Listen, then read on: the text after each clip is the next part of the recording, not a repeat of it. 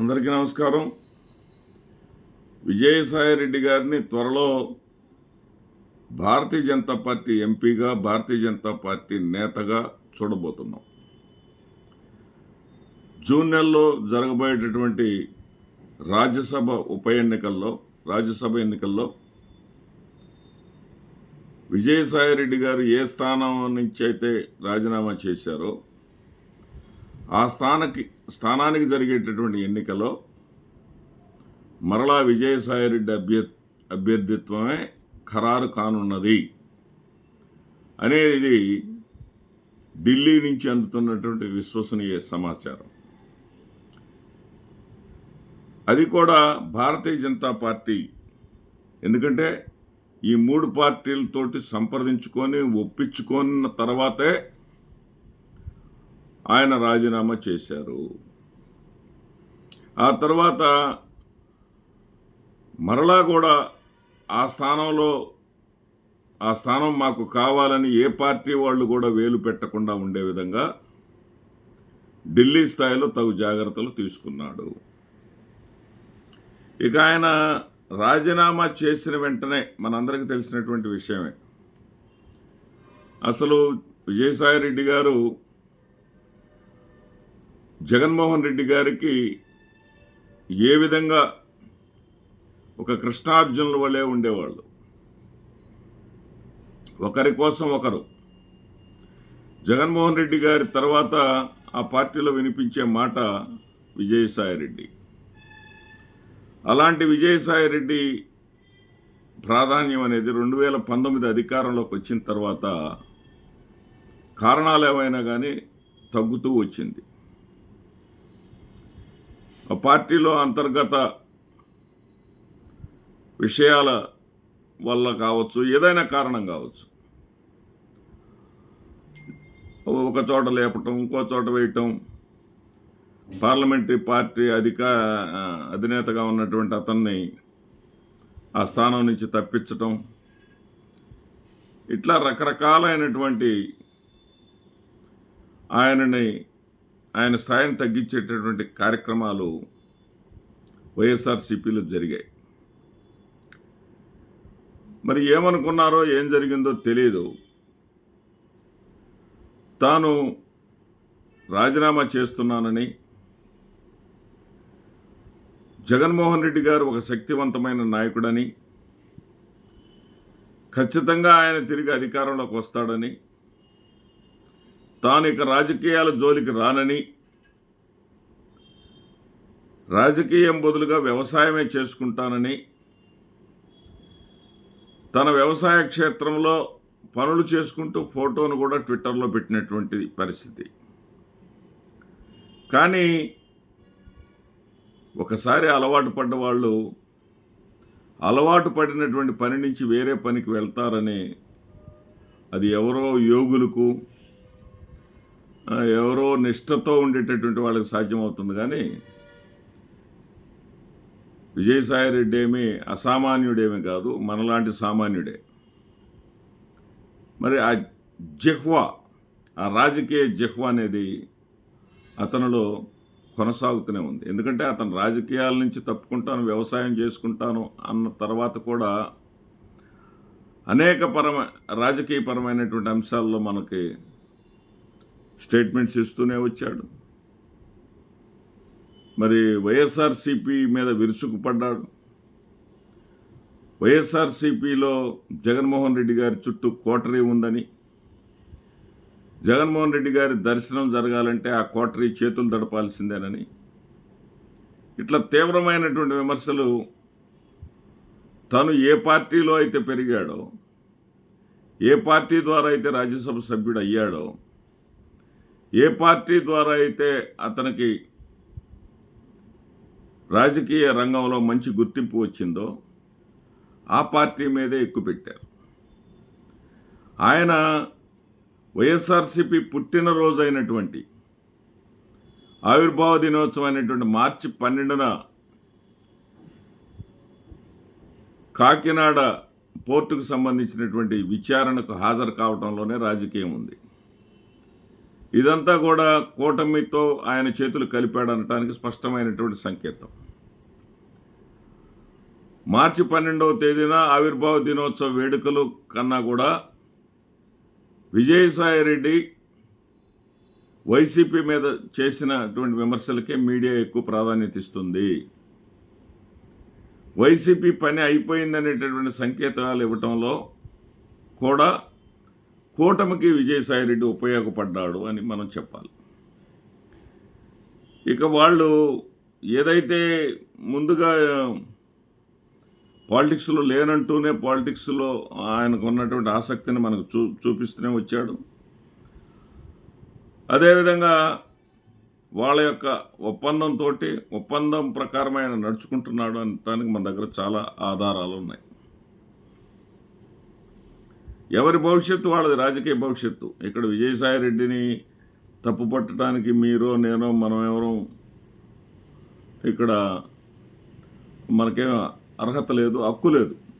ఎవరిష్టం వాళ్ళది. రాజకీయ పరిభాషలో చెప్పాలంటే రాజకీయాల్లో రాణించాలంటే, రాజకీయాల్లో కొనసాగాలంటే ఎవరికి ఏ దారి కరెక్ట్ అయితే ఆ దారి ఎంచుకుంటారు. ఆ దారి వాళ్ళు ఎంచుకున్న దారి అన్ని వేళలా సక్సెస్ కావాలని లేదు. ఒక్కోసారి ఫెయిల్ అవుతుంది, ఒక్కోసారి సక్సెస్ అవుతుంది. ఏమవుతుంది అనేది కాలమే చెప్తుంది. అయితే ఇక్కడ చంద్రబాబు నాయుడు గారి వ్యూహం మాత్రం గతంలో మనం చూసాం. జగన్మోహన్ రెడ్డి గారు కష్టపడి గెలిపించుకున్నటువంటి 67 మంది ఎమ్మెల్యేల్లో 23 మందిని కొనుగోలు చేసి వాళ్ళలో 4 మంత్రి పదవులు ఇచ్చి వాళ్ళ చేతనే జగన్మోహన్ రెడ్డి గారిని అసెంబ్లీలో తిట్టించారు. అదేవిధంగా రాష్ట్ర స్థాయిలో జగన్మోహన్ రెడ్డి గారు ఏది చేసినా సరే, ఏ చిన్న తప్పు రాష్ట్రంలో జరిగినా సరే, చంద్రబాబు నాయుడు అధికారంలో ఉండి కూడా ఆ తప్పు జరగకుండా చూడవలసినటువంటి స్థానంలో ఉన్నటువంటి చంద్రబాబు నాయుడు ఆ తప్పు జరగడానికి కారణం మాత్రం జగన్మోహన్ రెడ్డి అని నేటికి జగన్మోహన్ రెడ్డి అధికారంలో ఉన్న చందంగా ఆరోపణలు చేస్తున్నటువంటి ఈయనకి జాతీయ స్థాయిలో కూడా జగన్మోహన్ రెడ్డి గారికి ఒక ఇమేజ్ ఉంది. జాతీయ స్థాయిలో జగన్మోహన్ రెడ్డి గారు ఒంటరిగా పోటీ చేసి కూటమి ప్రభుత్వాన్ని కూటమిని ఎదుర్కొని గెలిచినటువంటి చరిత్ర ఉన్నటువంటి వ్యక్తిగా అతనికి ఒక రికార్డు ఉంది. ఆయనకు ఉన్నటువంటి ఆ మంచి పేరుని దానిని చెడగొట్టాలి, దాన్ని చెరిపివేయాలి అంటే ఏదైతే విజయసాయిరెడ్డి అనేటటువంటి నెంబర్ 2 అని చెప్పబడినటువంటి విజయసాయిరెడ్డి ద్వారానే ఢిల్లీ పార్లమెంట్లో కూడా వైఎస్ఆర్సీపీకి వ్యతిరేకంగా గళం ఇప్పించాలనేటటువంటి ఒక ప్రయత్నం చేస్తూ ఉన్నాడు. మరి విజయసాయిరెడ్డి గారు కూడా దానికి సమ్మతించినట్లుగానే ఈ రాజకీయాలు జరుగుతున్నటువంటి రాజకీయాలు ఢిల్లీ నుంచి అందుతున్నటువంటి వార్తలను బట్టి అర్థమవుతా ఉంది. ఖచ్చితంగా అతను జూన్ నెలలో భారతీయ జనతా పార్టీ ఎంపీగా ఎంపిక కాబోతున్నాడు. ఆయన ప్రతి సందర్భంలో కూడా మొన్న ఈ మధ్య మనం చూసాం, రాజ్యసభ ట్వీట్ ఒకటి చేశారు. రాజ్యసభలో ఎక్కువ గంటల పాటు గడిచినందుకు రాజ్యసభలో ఉన్నటువంటి తన అనుబంధం కొద్దీ ఆ ట్వీట్ చేశానని చెప్పుకుంటూ అక్కడ ఉన్నటువంటి సభ్యులందరికీ అభినందనలు తెలియజేశారు. దాంట్లో భాగంగా రాజ్యసభ సభ్యులు కానటువంటి ప్రధానమంత్రి నరేంద్ర మోడీ గారు, అట్లాగే హోంమంత్రి అమిత్ షా గారికి కూడా కృతజ్ఞతలు చెప్పారు. దాంట్లోనే అర్థమైపోయింది ఆయన రాజకీయంగా చాలా పక్కా ప్లానింగ్గా సిస్టమేటిక్గా ఉన్నారు. ఇక్కడ నాకు రామాయణంలో ఒక కథ గుర్తుకొస్తుంది. ఏంటంటే, ఎవరు అవునన్నా కాదన్నా ప్రజాక్షేత్రంలో కూటమి ప్రభుత్వం అధికారంలోకి వచ్చినటువంటి ఈ 10 నెలల కాలంలోనే తన యొక్క ప్రాభవాన్ని కోల్పోయింది.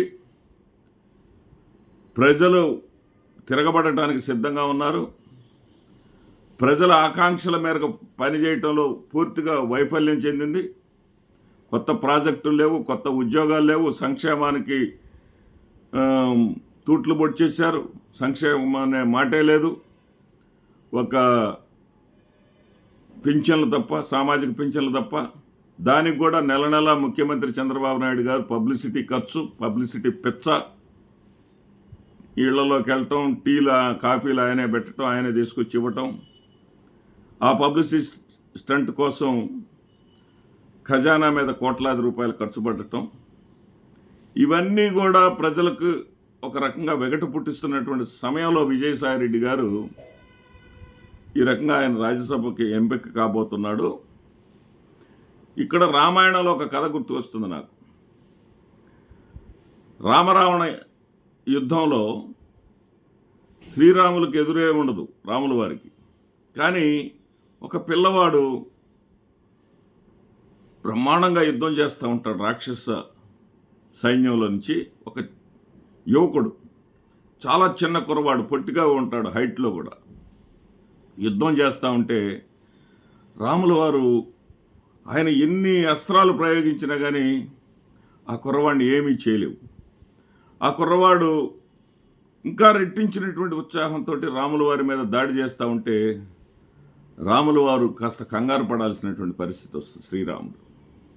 ఆ పరిస్థితిలో విభీషణుడు రాముల వారి దగ్గరకు వచ్చి ఒక మాట చెబుతాడు, శ్రీరాముడి దగ్గరకు వచ్చి ఒక మాట చెప్తాడు. ఏమిటంటే, ఆ పిల్లవాడిని సాయంత్రంలోపు మీరు సూర్యాస్తమయంలోపు అంతమొందించాలి. సూర్యాస్తమయంలోపు ఆ పిల్లవాడిని అంతమొందించకపోతే రెట్టించినటువంటి ఉత్సాహంతో రేపు ఉదయం ఈరోజు ఎంత నైపుణ్యంతో అతను యుద్ధం చేశాడో అంతకన్నా మరింత నైపుణ్యంతో రేపు విరుచుకుపడేటటువంటి ప్రమాదం ఉంది. అతను కాబట్టి సూర్యాస్తమయంలోపు అతను చంపేయాలి. అతని ప్రాణం ఎడమ కాలి బొటన వేల మీద ఉంది అని చెప్తాడు. అప్పుడు శ్రీరాముల వారు గురి చూసి, ఆయన బాణ విద్యలో గొప్పవాడు కదా, విలువిద్యలో గొప్పవాడు కదా, గురి చూసి బొటన వేల మీద దాడి చేయగానే ఆ కుర్రవాడు అక్కడికక్కడే చనిపోతాడు.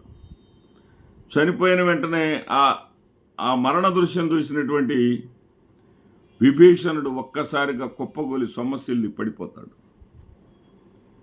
ఏం అర్థం కాదు వీళ్ళకి. శ్రీరాముడు ఆదేశిస్తాడు హనుమంతుణ్ణి, అదేవిధంగా లక్ష్మణుణ్ణి, ఆయన ఎందుకు కుప్పగొలిపోయాడో ఆయనకు పరిచర్యలు చేయండి అని చెప్తారు. వాళ్ళందరూ కూడా యుద్ధాన్ని పక్కన పెట్టేసి విభీషణుడిని, ఎందుకంటే వాళ్ళకి ఎంతో సాయం చేస్తూ ఉన్నాడు అప్పటికే, ఆ విభీషణుడికి పరిచర్యలు చేస్తూ ఉండి ఆయన్ని స్పృహ వచ్చేంత వరకు కూడా ఆయన్నే కనిపెట్టుకొని ఉంటారు. ఆయనకి స్పృహ రాగానే ఎందుకు అలా జరిగింది మీకు అని చెప్పేసి అడిగితే, ఆ చనిపోయింది ఎవరో కాదు నా కుమారుడే అంటాడు. అంటే రాజకీయం కోసం బంధువులను, సొంత వాళ్ళను కూడా వదులుకోవాల్సినటువంటి పరిస్థితులు ఉన్నాయనేది ఇతిహాసాల్లో మనకు కనపడతా ఉంది. అంటే పెంచి పోషించిన వాళ్ళని కూడా రాజకీయాల కోసం త్యజించాల్సినటువంటి పరిస్థితి వస్తుంది అంటే ఇదేనేమో అనేది నాకు అనిపించింది. మీరే చెప్పాలి నేను చెప్పింది కరెక్టో కాదో. కానీ నేను చెప్పింది మాత్రం ఒకటి వాస్తవం. త్వరలో విజయసాయిరెడ్డి గారిని మనం భారతీయ జనతా పార్టీ రాజ్యసభ సభ్యుడిగా, భారతీయ జనతా పార్టీ నేతగా చూడబోతున్నాం. నమస్తే.